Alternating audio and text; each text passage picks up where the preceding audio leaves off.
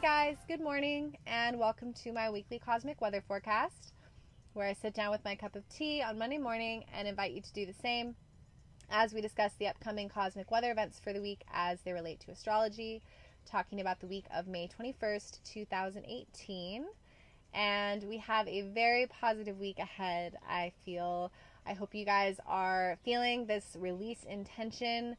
There has been a lot of shifts over the last week, contributing to an overall sense of relief. I feel like a lot of us are kind of crawling out of our sort of self-imposed dungeon of responsibility and duty and taking the first kind of peeks around at this new energy that we have, and there's a lot of things contributing to that. One of them is that the Pluto-Mars-Saturn conjunction that we had going on for so long in Capricorn, that's transitioning. Those planets have drifted away from one another. Mars has entered Aquarius.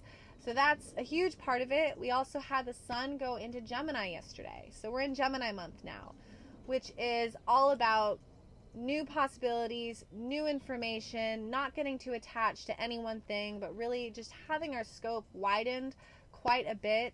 It's almost as if we've been at this cocktail party where we were in one room and we thought that was it, and then we went looking for the bathroom and took a wrong turn down the hall and found this whole other room with all these new people and new stuff going on. So yeah, it's like our scope is widened, some blinders have been taken off, there's an overall sense of relief maybe, and just kind of a sense that, I can do this, things are going to be okay, I don't need to be attached to this as much, and I can kind of, move forward. So Monday the 21st, we will have a moon in Leo for most of the day. It'll go into Virgo that evening, taking us into Tuesday with a Virgo moon.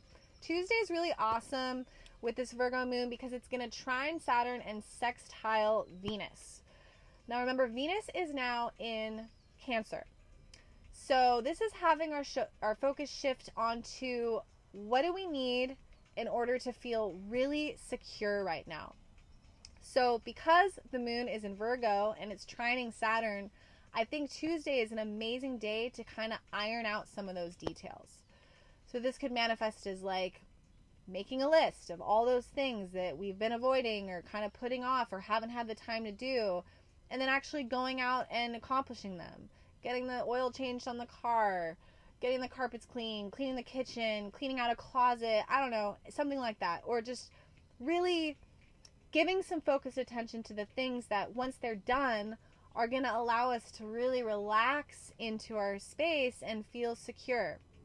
And wherever this is hitting your chart is going to be that area of life that kind of needs some fine-tuning or some adjustment or just some, focused attention that area is really calling out for in order to feel better about that certain area.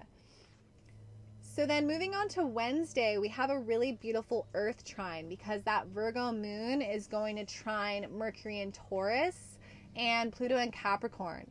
So with an Earth trine, we have the ability to harness some really nice, grounded, practical, rational energy and see a very clear, unclouded view of a situation. And then we have the Sun trine Mars, which can give us a little boost. We can feel more alive, more awake, more driven to tackle certain tasks. So I think that's a really nice combination on Wednesday. Moving on to Thursday. Thursday, we're going to have a Libra moon, and that Libra moon is going to square Venus and Saturn. Friday, we'll have a Libra moon as well, and Venus and Saturn are going to oppose one another. So what does this mean? Venus now in Cancer and Saturn in Capricorn is bringing to our attention 4th and 10th house themes. 4th house is the archetypal mother. So this is things that make us feel emotionally secure, nurtured, safe, cozy, warm, safe, essentially. Versus the harsh reality of the world. This is the archetypal father. This is discipline. This is authoritative figures such as the police, institutions, parent figures, the boss, the workplace, etc. So this is home versus work.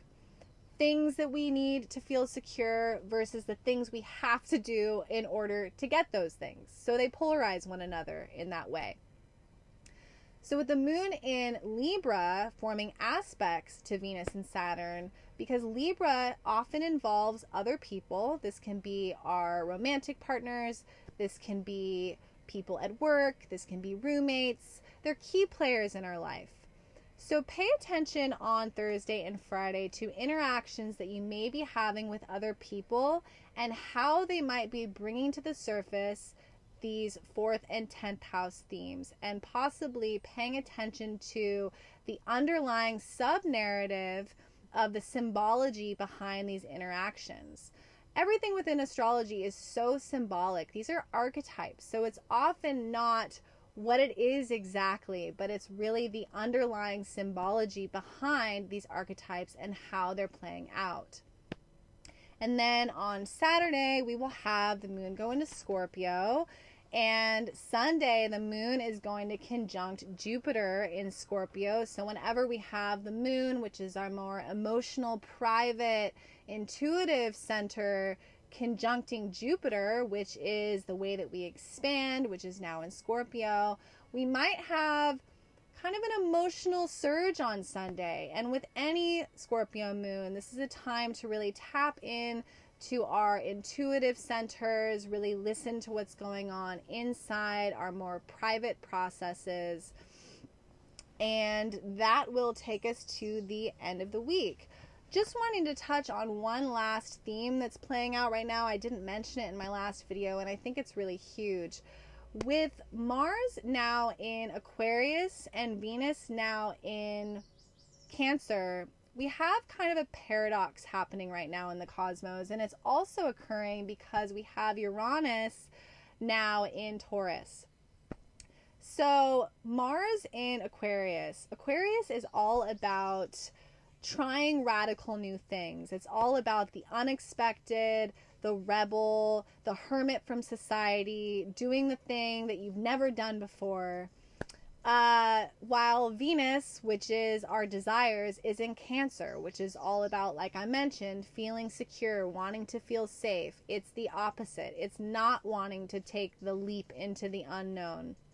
So also with Uranus, which is again Aquarius, this is the rebel, now in Taurus, which is traditional, doesn't want things to change, really wants to stay with what's tried and true. You can see how within the cosmos we have these different themes playing out in sort of drastically different directions. So take a look at what's going on right now and see if you can feel that energy. You might feel yourself at a crossroads between feeling pulled towards a new direction or a new way of doing something, but also feeling maybe like you're standing at the precipice of feeling scared to let go of a way you've traditionally done something, but feeling this inner pull towards a radical new future. So this could be suddenly feeling like trying out a polyamorous relationship where you've always felt very rooted in monogamy, or feeling like suddenly taking your career in a new direction when you were absolutely sure for a long time that it was going to be this way. This could be moving to a new country when you had previously no plans to move whatsoever. As a collective, we're all experiencing this right now. Humanity itself is kind of being slingshotted forward very rapidly with all of these new shifts. So I think that it can feel like a lot of confusion, and I think that there can be a lot of fear because of this paradox of moving away from tradition and kind of launching forward into a very futuristic, radical future very quickly. So there's that happening as well. I think that about wraps it up, guys. Thank you so much for tuning in. If you would like to reach out to me for a natal chart reading, you can do so at the email that I will put down below. You can also reach out to me on Instagram. I'm on there at Earth2Coyote with underscores separating. I'm also on Facebook at coyotestarastrology. So feel free to reach out, and I will see you guys in the next video. Enjoy your week.